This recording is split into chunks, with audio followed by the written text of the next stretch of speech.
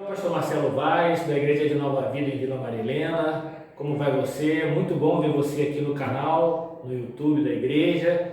Peço encarecidamente que você possa nos ajudar se inscrevendo, se inscreva no nosso canal, compartilhe o nosso conteúdo, as nossas mensagens. Se você puder comentar, também vou ficar muito agradecido. Na descrição você vai ter todos os canais e as redes sociais da nossa igreja. Também, se você quiser ajudar o ministério de maneira financeira, também tem a chave Pix, e que você possa ser abençoado através desse vídeo, rica e abundantemente. Abrir a sua palavra de vida em Juízes 3:31. Juízes 3:31.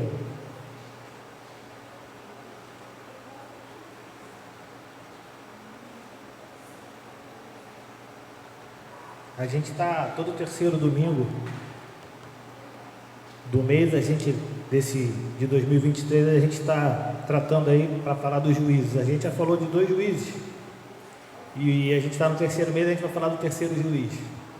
Tem juiz que eu falei já, né? A gente tem que espremer para poder estar em nome de Cristo aí, estar falando dele. Mas tem coisas que, se a gente tiver uma sensibilidade para ouvir o Espírito Santo, a gente vai poder retirar coisas, lições, observações que vão ser produtivas para a nossa vida cristã. Então a gente vai falar de um juiz que não tem muita coisa na palavra de vida que fala sobre a vida dele não, mas a gente extrai aí dos dois poucos versículos algumas coisas muito importantes sobre a vida dele. Amém? Diz assim, Sangar, né? O terceiro juiz. Juízes 3:31 diz assim: depois de Eude veio Sangar, filho de Anate, que matou 600 filisteus com uma aguilhada de bois, e também ele libertou Israel. Novamente, Juízes 3:31, nós estamos falando sobre Sangar, o terceiro juiz que Deus levantou, que se encontra lá no livro de Juízes.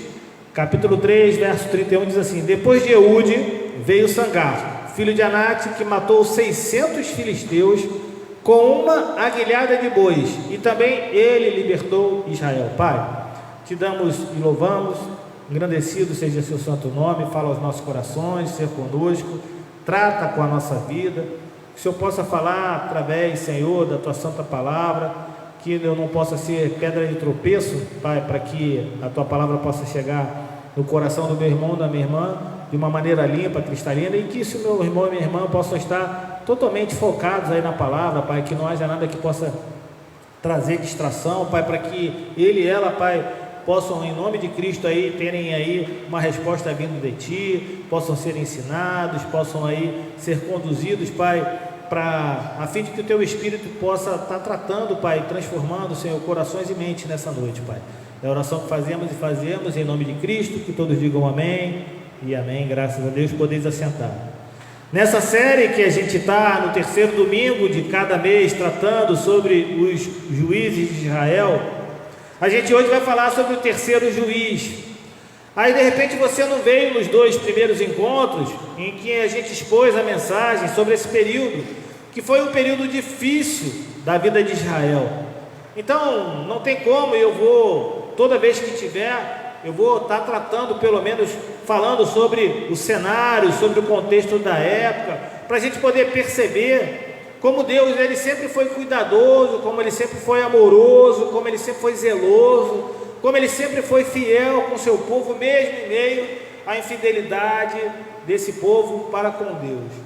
E assim, a gente pode extrair desse livro, quando a gente vê esse cenário, entende esse cenário dessa infidelidade do povo de Deus, que essa infidelidade, claro, ela fica bem traduzida, ela fica bem amparada, ela aparece bastante aí nesse livro, né? Até mesmo porque o nome do livro é Juízes, e a gente vai entender quem são os juízes, mas esses períodos assim, dessa falta de fidelidade do povo de Deus para com esse próprio Deus, ele sempre se perpetuou desde a vida de Cristo e desde antes mesmo, da época aí, da criação do homem, até mesmo quando houve a queda do homem. Então a nossa natureza, ela sempre foi pecaminosa, e a infidelidade infelizmente sempre fez parte e muitas vezes da igreja de Deus, da igreja de Cristo, mas Deus ele é cuidadoso, Deus é zeloso, Deus é fiel, e isso sempre, a gente olhando na palavra de Deus, a gente sempre é demonstrado pelo próprio Deus. Então a gente, quando mergulha aí no livro de Juízes, ele nos mostra peculiaridades aí sobre o povo de Deus, mesmo ele sendo incorreto, mesmo ele sendo desleal, mesmo ele não observando as ordens e mandamentos de Deus, Deus continuou sempre sendo misericordioso. Deus sempre utilizou em todo momento de compaixão com o seu povo, e Deus continua sendo misericordioso, Deus continua usando de compaixão com o seu povo. Então a primeira verdade que deve constar em nossas vidas, para a gente entender melhor o lugar, o cenário, a época, o contexto, e quem eram esses juízes, é começando por definir esses juízes. Aí quem eram esses juízes? Pois bem, os juízes não eram aqueles que julgavam o povo de Israel, não eram pessoas togadas que ficavam aí com o martelo batendo e julgando aí qualquer tipo de situação que acontecesse. Não, eram pessoas que eram libertadores do povo de Israel, eram libertadores levantados para conduzir o povo, para quê? Para que o povo fosse vitorioso aí nas batalhas que ele tinha contra os seus inimigos. E eu falei dos dois e vou continuar falando todo terceiro domingo. Nem sempre esses inimigos eram inimigos militares, nem sempre os inimigos eram inimigos que eram formados de homens e de exércitos, mas eram inimigos também morais, inimigos religiosos que existiam. Então Deus levantava esses juízes aí como salvadores de épocas assim. E esses juízes, o que eles tinham de mais? Às vezes eles não tinham nada de mais, às vezes tinham até de menos. Às vezes não eram pessoas grandiosas, não eram pessoas letradas, não eram pessoas que tinham algum conhecimento técnico de algo que fosse grandioso para que Deus pudesse usar. Preste atenção, Deus, Ele usa quem Ele quer, da maneira que Ele quer, do jeito que Ele quer. Eu lembro que teve um dia, eu ainda morava lá embaixo no Rio de Janeiro, e aí eu já tinha um tempo de estrada na igreja, e uma pessoa falou assim: poxa, eu quero ir numa igreja. Eu falei, eu morava lá na Penha, meus filhos moram lá no Complexo da Penha. Eu queria ir numa igreja assim, assado, só que a igreja fica lá em cima na favela e tal. Você vai comigo numa terça-feira? Eu falei, vou. Morava ali, então já estava. Quem mora em comunidade, né? O que aconteceu aqui na quarta-feira, não sei que dia que foi que aconteceu, já está acostumado com isso aí. Assim, claro que a gente não se acostuma, mas a gente vê isso todo dia. Então, quem mora em comunidade, isso aí é o dia a dia, não tem como. Então eu falei, vamos lá. Se acontecesse alguma coisa, eu estava lá em cima, não podia fazer nada. Aí eu cheguei, entrei. Aí eu olhei assim, era um lugar pequenininho, era quase que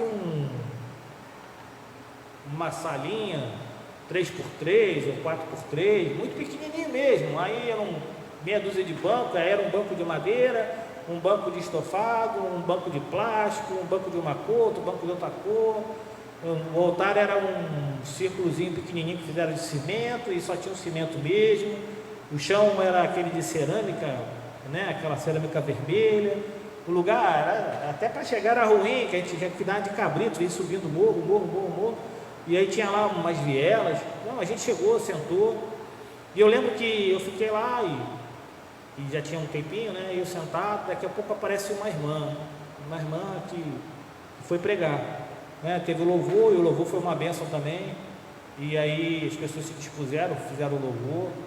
E eu dou sempre graças a Deus, porque sempre tem gente que se dispõe. Eu não fico aqui mensurando se louva bem, se não louva. Meu irmão, está louvando, glória a Deus, aleluia, eu estou junto também.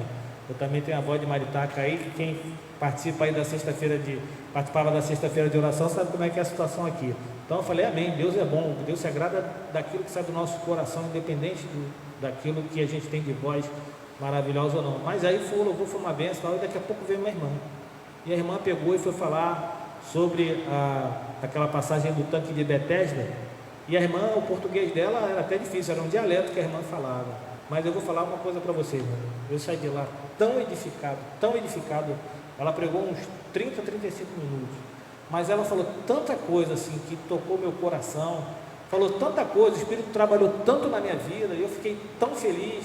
E eu nunca mais vi aquela mulher na minha vida, nunca mais soube daquela mulher na minha vida.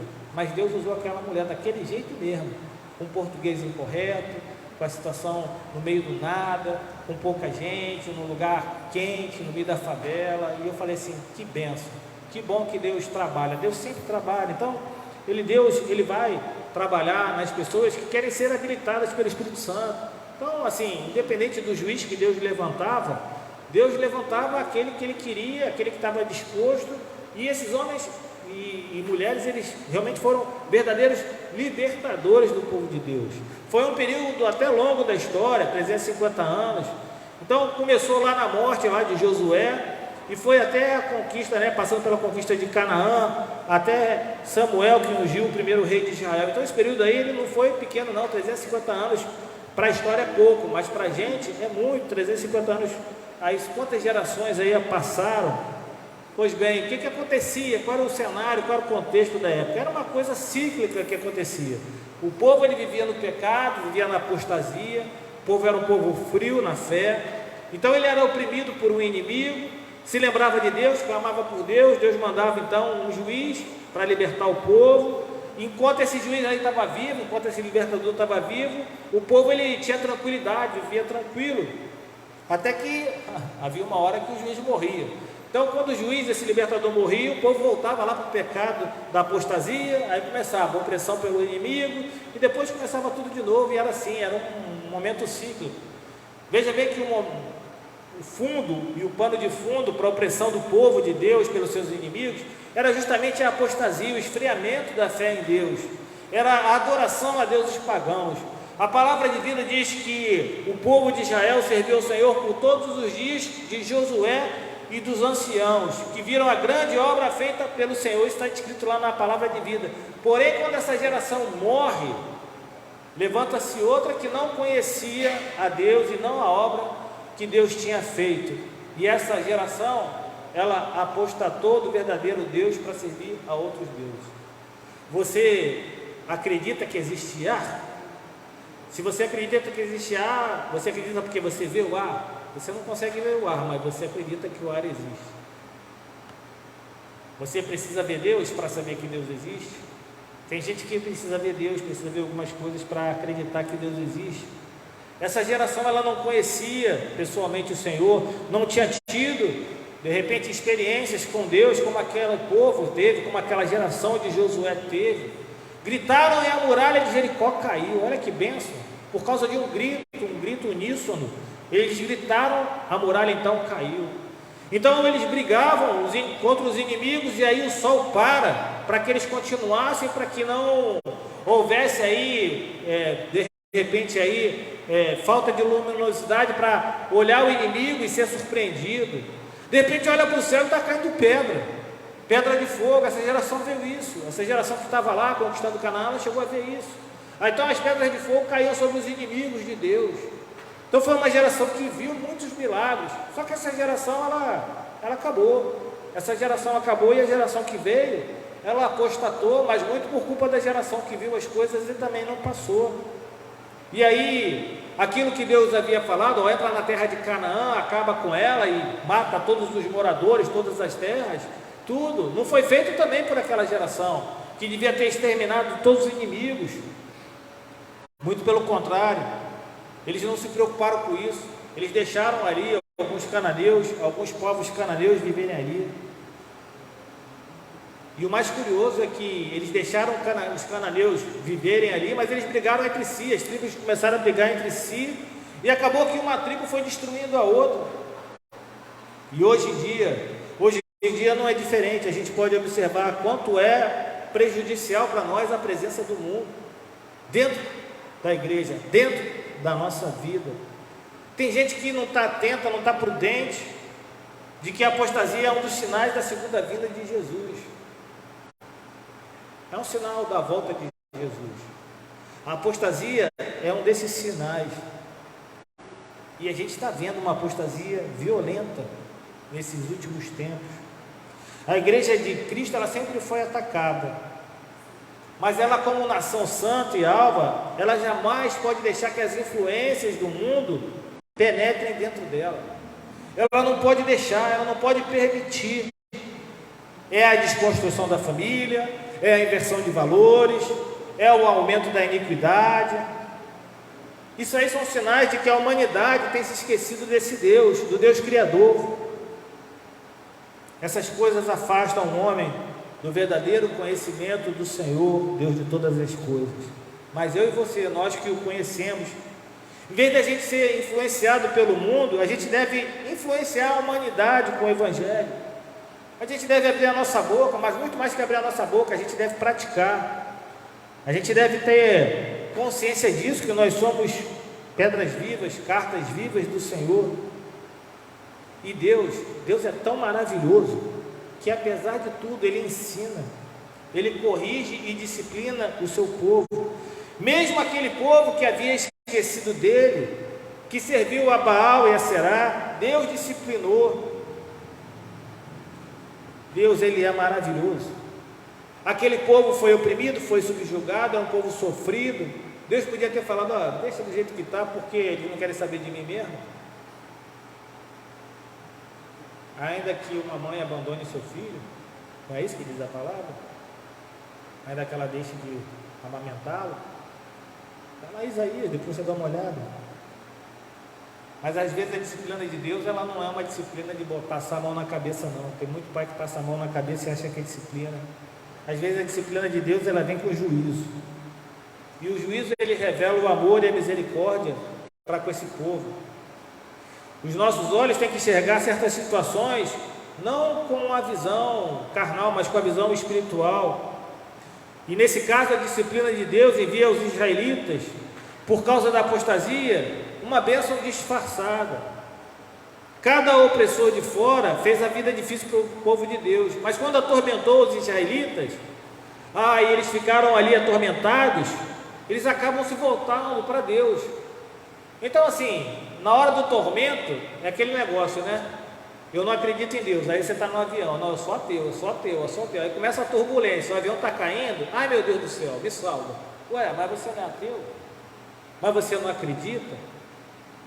Vai para a praia, vai se margeando, vai saindo da margem, chega lá: ai, meu Deus do céu, ai, meu Deus. Ué, que meu Deus do céu? Você não se diz ateu? Você não é aquele que não crê? Que Deus é esse que você está procurando?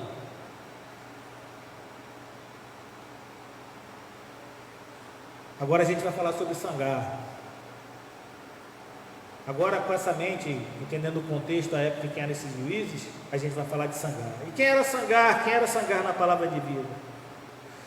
A gente, quando lê o livro de Juízes, ou pensa em algum tipo de juízo, a gente pensa em Débora, a gente pensa em Sansão, a gente pensa em Gideão, pessoas importantes que as pessoas normalmente começam a pregar, que merecem realmente a nossa admiração.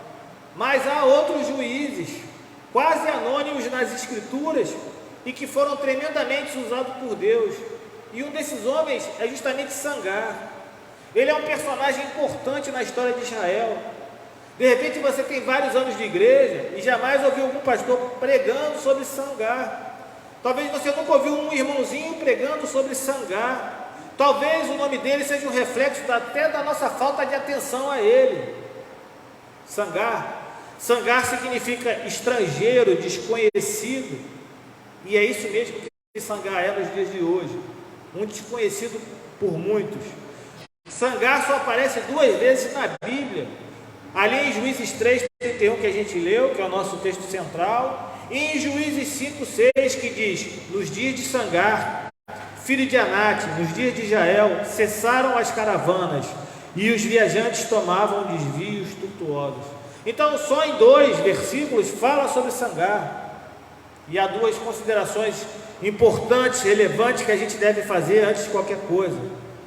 A primeira é essa, que o seu nome significa estrangeiro, desconhecido, e de repente esse nome aí é a nossa falta de atenção a essa pessoa, a esse homem de Deus, um desconhecido. Mas também diz que ele era filho de Anate. E aí começa, né? Os estudiosos são uma benção, né? Eu falo até para quem vai fazer teologia: toma cuidado, meu irmão, porque eu já vi muita gente cristã fazendo teologia sendo ateu da faculdade, do seminário, porque se você der mole, você vai largar esse Deus maravilhoso aí, dependendo da situação. Então, aí nessa discrepância que há de entendimento de alguns estudiosos, aqui Anat, a referência de Anat, cria uma discussão. Alguns consideram que Anat era o pai biológico de Sangar, realmente o seu pai, e outros não, que de repente Anat era um lugar que ficava lá no território da tribo de Naphtali, Bet Anat, uma cidade que era habitada por cananeus, que não foram expulsos justamente por essa tribo de Naphtali. Então, há essa discrepância, mas independente dessa discussão, certo é que Sangar, ele ficou conhecido na palavra de vida, por ter libertado o povo israelita das mãos dos filisteus, usando uma guilhada de bois. E aí, a palavra de vida não traz muitos detalhes sobre a liderança de Sangar, não fala muito sobre isso. Diz apenas que ele lutou contra os filisteus e com uma guilhada de bois ele conseguiu matar 600 soldados inimigos. Inclusive, se você prestar bastante atenção, por isso que é muito bom a gente ler a palavra de vida com muito cuidado. Se você prestar muito atenção, o embate entre Sangar e os filisteus é o primeiro texto bíblico que mostra os filisteus como um povo inimigo dos israelitas. Lá na época de Otiniel e de Eude, não aparecem os filisteus sendo aí um povo que era inimigo nessa época de Juízes contra os israelitas, mas com Sangar, nesses dois versículos aí que aparecem a palavra e o tempo dele, falando que ele era o terceiro juiz, aparece sim o nome dos filisteus como sendo um povo inimigo do povo de Deus. Pelo fato de Sangar ter usado uma guilhada de bois, possivelmente ele devia ser um camponês. Eu não sei o que você acha ou pensa que é uma guilhada de bois, mas é um tipo de vara com um ferrão em uma das pontas que é usada para conduzir bois. O cenário do tempo de Sangar, com a devida atenção que a gente tem que ter no texto e os capítulos seguintes, nos dão a seguinte condição sobre a sua liderança. Relata apenas que ele apareceu depois de Eude. Aí no capítulo 4, o texto bíblico ele estabelece uma conexão direta entre a morte de Eude e a decadência dos israelitas, que culminou com a opressão do rei Jabim e na libertação liderada por Débora, sem fazer menção ao período de liderança de Sangar. Na sequência, lá no cântico de Débora, em Juízes 5, há uma breve referência à vida dos israelitas no tempo da liderança de Sangar. O texto diz que nos dias de Sangar as estradas ficaram desertas e os viajantes andavam por caminhos tortuosos. Além disso, diz que as aldeias em Israel elas ficaram abandonadas, até que Débora se levanta por mãe em Israel, diz lá Juízes 5, 6 e 7. Então, se a gente observar esse cenário, é um cenário total de devastação. As estradas não eram seguras, porque haviam opressores, saqueadores estrangeiros. As aldeias também ficaram desertas, talvez porque as pessoas ficaram com medo, e aí procuraram cidades fortificadas para morar. Possivelmente Sangar tenha julgado a Israel por um período de tempo muito curto, e em algum momento entre o fim da vida de Eude e o aparecimento de Débora. Certo é que a gente não tem ideia, a gente tem pouca informação sobre a sua vida, mas mesmo assim, mesmo tendo poucas informações, a gente pode tirar não um nem dois, mas alguns ensinamentos para a nossa vida, quando a gente lê esse texto. E o primeiro ensinamento que a gente pode tirar para extrair para a nossa vida é que Deus usa quem Ele quer. Deus usa quem Ele quer. Quando a gente pensa em gente, personagem bíblico grande, logo vem Abraão, Moisés, Paulo, Pedro. Sangar nunca. Sangar foi um anônimo de Deus, foi um homem simples, um camponês, um fazendeiro que possuía um campo, mas havia uma coisa nele, havia algo nele que Deus viu, disposição para lutar. Ele tinha disposição para lutar, mesmo que as probabilidades dele não fossem boas, porque disse que foram 600 contra 1, ele estava disposto a lutar pelo que ele tinha, ele estava disposto a superar as probabilidades, a salvar o seu campo, a libertar Israel. Um homem que possivelmente estava acostumado, devia ser um grosso, devia estar acostumado apenas a lidar com gado, com plantação, nada a falar sobre a família, sobre mulher, sobre nada. Esse homem aí devia estar acostumado no campo a lidar com gado, com plantação, vivia num momento difícil lá na vida dos israelitas, um dos difíceis momentos e períodos da história do povo, da decadência nacional sem limite, não havia liderança, não havia direção, o povo sofria pelos resultados das suas escolhas, mas apesar da sua simplicidade, Sangar aparece em um versículo após os juízes mais conhecidos, Otiniel e Eude. Apenas em um versículo no capítulo 3 de Juízes já era o suficiente para falar de um homem sem expressão social nenhuma, um anônimo. Deus usa quem Ele quer. Deus usa o irmãozinho que entra na igreja e que você não dá nada por ele. Deus não usa o bem vestido, pode usar. Ele não usa aquele que fala eloquentemente, tem bom oratório. Deus usa quem Ele quiser. Deus usou uma mula para falar com o profeta. Deus usou um corvo para levar comida para outro. Deus usa quem Ele quer. Deus não faz nenhum tipo de escolha de quem Ele quer ou não quer usar. Ele usa quem Ele quiser. E aqui Ele usou Sangar, possivelmente esse homem aí do campo aí grosseiro, que cuidava de gado, cuidava de plantação, que o que ele queria era apenas cuidar daquilo que ele tinha, mesmo sabendo que era difícil. E aí 600 homens contra ele. Então, o primeiro ensinamento que a gente tira, lendo esse versículo, é que Deus usa quem Ele quer. Então Deus usou Sangar e ponto final. Deus podia ter usado outro homem, Deus podia ter usado outra pessoa, mas Ele usou esse homem. Usou esse homem, esse camponês, um simples camponês desconhecido, que aparece em 2 versículos muito rasteiramente, que se você começar a ler a Bíblia, você nem sabe quem é. Quando eu li a Bíblia já umas 10 vezes, pastor. Nunca ouvi falar desse homem, mas a Bíblia fala. Que a gente passa tão batido às vezes, de coisas tão importantes. É que nem a genealogia. A gente passa da genealogia às vezes, e a genealogia fala tanta coisa pra gente. Fulano era filho de Cicrano, que era filho de Cicrano, que era filho de Cicrano, vai passando, aí a gente passa por Jabes, que faz uma oração maravilhosa, tem 2 versículos só que falam sobre ele, e a gente passa dessa oração, porque a gente não quer ler a genealogia. Segundo ensinamento, além de Deus usar quem Ele quer, Ele usa aquele que deseja resistir, porque aquele homem era um homem resistente. Ele tinha a simplicidade dos recursos, mas aquilo não foi suficiente para ele desistir de lutar não, meu irmão. Ele sozinho e com uma ferramenta rudimentar em mãos, ele enfrentou 600 filisteus. Era um homem bravo, um homem de bravura. Ele fez tudo o que ele podia para defender seu povo. É um homem que luta até o fim. Tem homem que é frouxo. E aí quando eu falo homem, né, porque hoje em dia a gente tem que tomar cuidado para falar com isso, né? Homem, quando a gente fala homem, a gente engloba todo mundo. Tem homem que é frouxo, tem mulher que é frouxa. Tem irmão, tem irmã que no primeiro vento, muito do suave, mas contrário, desiste de lutar. Sabe o que é isso? A imunidade, resistência a lutas é baixa. Eu vou na igreja e não está acontecendo nada. E aí, meu irmão, qual o problema? Qual é a sua dificuldade de ir na igreja? Eu vou lá e eu vou. A gente precisa de Sangar em nossas vidas, meu. A gente precisa de Sangar dentro da igreja, a gente precisa de Sangar lá fora. Homem que resiste.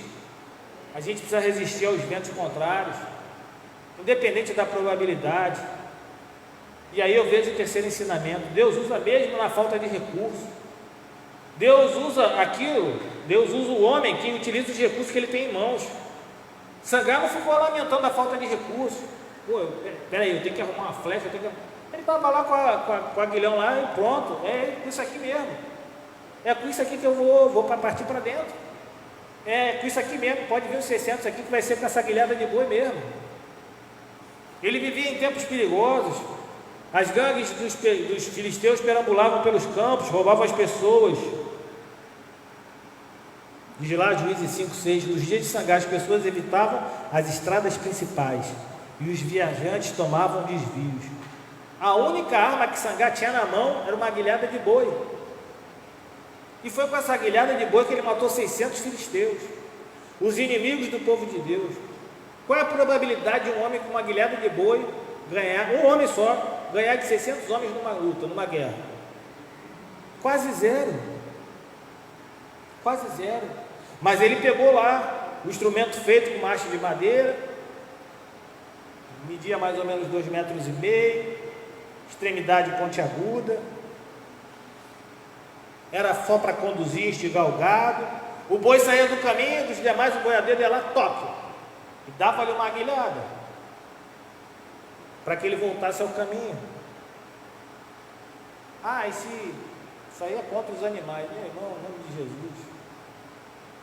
Trazia ferimento aos bois, sim, aguilhada, mas fazia com que eles tornassem obedientes ao dono. Às vezes Deus trabalha assim. Às vezes Deus dá uma aguilhada na gente, a gente sente, mas é na disciplina dele. Somente quando ele foi atacado é que ele descobre o potencial daquele objeto. Presta atenção, meu irmão, minha irmã. Deus deu a você uma aguilhada de bois. Algo que você pode usar para vencer em meio à situação que você está enfrentando.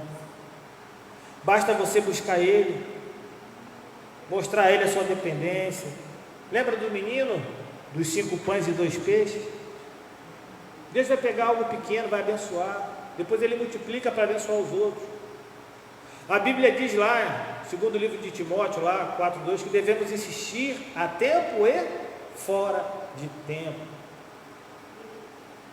A gente precisa estar atento agora, quando parece que nada está acontecendo, porque o tempo ele pode mudar, e aí de repente a oportunidade de agir, de repente vai se apresentar, e aí quando isso acontecer, a gente precisa estar pronto. Na vida, as oportunidades ou vêm até você, ou eles passam por você. Sangar tinha uma ferramenta que não era muito profissional para uma guerra, mas ele foi lá e usou ela. E a conclusão que a gente percebe é fácil. Apesar de não ter recurso profissional, Sangar usou o que tinha em mãos para ser instrumento de libertação do povo. Você não precisa de muita coisa, não ache que você não se apequene. Tem gente que se apequena demais. Não se apequene, não se constranja. Há uma história que é contada, que diz que o professor de Martin Luther King na faculdade, disse para ele não ficar usando essas palavras arrogantes que ele usava, porque ele não ia ser eficaz para falar em público. Então você já imaginou um professor dele, da faculdade, quando está sentado e ouve ele falar para 300.000 pessoas lá em Washington, que ele tem um sonho, que ele tinha um sonho de ver os filhos dele um dia poderem estar num mundo diferente do que ele tinha, onde os direitos civis dos negros não eram colocados em prática. Eu não sei qual é a aguilhada de boi que você tem, agora use, porque Deus vai abençoar. Quarto ensinamento: Deus usa com propósito de libertar. Deus usou Sangar com propósito. Qual era o propósito? Matar os filisteus? Não. O propósito de Sangar era libertar Israel. A perseverança desse homem de Deus resultou na libertação do seu povo. Foi uma atitude solitária desse homem, uma atitude muito solitária, que resultou numa grande bênção ao povo de Israel. Isso mostra como Deus pode nos usar para o seu serviço, do jeito que a gente é, fraco mesmo. Deus pode usar. Deus usou um homem de nome William Carey, um humilde sapateiro, para levar o evangelho até a Índia e dar início a uma grande sociedade missionária para evangelizar o Oriente. Houveram outros servos de Deus na história que foram usados para levar o evangelho. Deus usou um sapateiro. Qual era a arma dele? Só Deus sabe o que Ele pode fazer com qualquer um que se coloque inteiramente à sua disposição e de forma incondicional para servir a Ele. Para a gente finalizar e orar, Sangar, terceiro juiz de Israel, era apenas um fazendeiro que possuía um campo, mas ele estava disposto a lutar pelo campo. Probabilidade de vitória superada. Salvou o seu campo, libertou Israel. A gente pode até começar pequeno, mas a gente pode começar pequeno e terminar abençoando outros grandemente. Zacarias 4:10 diz assim: não despreze esses pequenos começos, pois o Senhor se alegra em ver o trabalho começar. Todo carvalho, ele começa com uma semente. Ele lutou pelo que ele acreditava ser o propósito dado por Deus. Você não está entendendo os planos de Deus para a sua vida?